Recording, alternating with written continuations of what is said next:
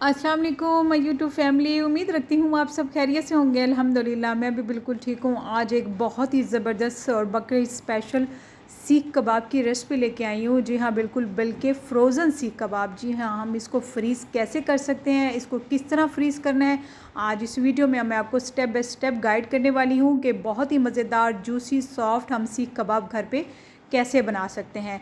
तो वीडियो पूरा वॉच करना है, स्किप मत कीजिएगा ताकि कोई चीज़ आपसे मिस ना हो जाए।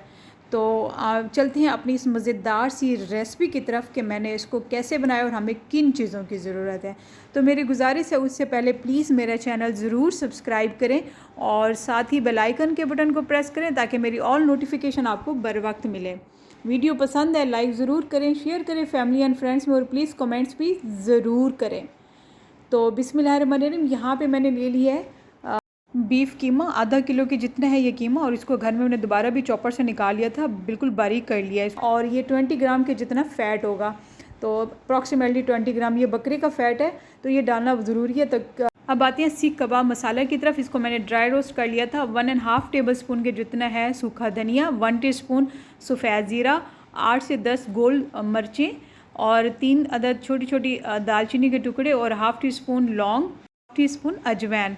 तो ये कुछ मसाले हैं जो कि कुछ यूँ हैं। 1 पिंच ऑफ बेकिंग सोडा, खाने का सोडा 1 चुटकी, और 1 teaspoon garam masala powder, half teaspoon red chilli powder, 1 teaspoon नमक, और यहाँ पे लिया मैंने lemon powder half teaspoon. Seekh kebab में मैं लेमन पाउडर डालना पसंद करती हूँ क्योंकि सीख पे फिर कबाब नहीं ठहरता, तो बेहतर है कि लेमन पाउडर का इस्तेमाल करें लेमन जूस की बजाय। यहाँ पे बड़े साइज़ का प्याज लेके इसको चॉप करके अच्छे से इसको पानी निकाल लिया था, और 1 टेबल स्पून जिंजर और 1 टेबल स्पून गार्लिक पेस्ट, यहाँ पे 3 अदद ग्रीन चिली रफली चॉप की हुई, और 1/4 कप के जितना सब्ज़ धनिया, पुदीना तो वो भी ऐड कर सकते हैं। जो फ़ैट था वो चॉपर में डाल के, धनिया भी, सब्ज़ मिर्चें भी और गार्लिक, प्याज, तो तमाम चीज़ों को डाल के अच्छे से मैंने उसका पेस्ट बना लिया है। और अब मसाले की तरफ आते हैं जो मैंने आपको बताए थे, ड्राई रोस्ट करके इसको रख दिए थे। अब इसको कॉफ़ी ग्राइंडर में डाल के उसका अच्छा सा पाउडर बना लिया है।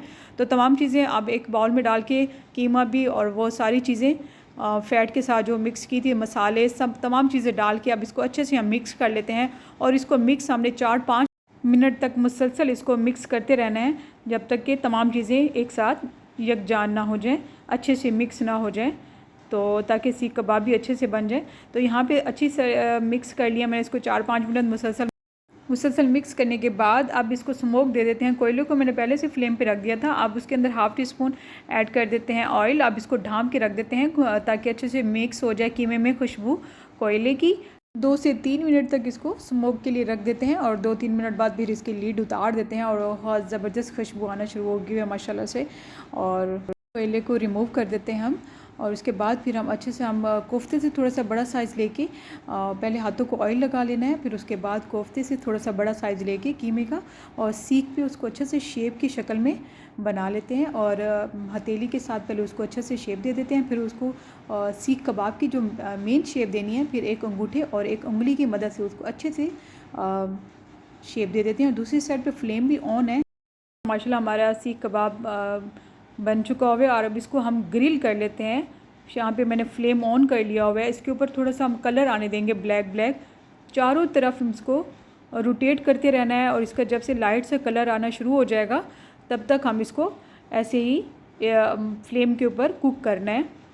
तो यहाँ पे देखिए कलर इसके ऊपर अच्छे से आ चुका हुआ है। तो इस तरह मैंने तमाम कलर दे दिया हुआ है। ये अब इसका ये तरीका है कि आप इसको इस स्टेज पे आराम से फ्रीज़ कर सकते हैं। और फ्रीज़ कैसे कर सकते हैं, जो मैं करती हूँ, जिस तरह से शॉपिंग बैग को एक अच्छे से कट करके और उसको मैं बॉक्स में इस तरह अरेंज कर दिया, और कबाब पहले लेयर लगा दी, उसके बाद दूसरी लगा देते हैं।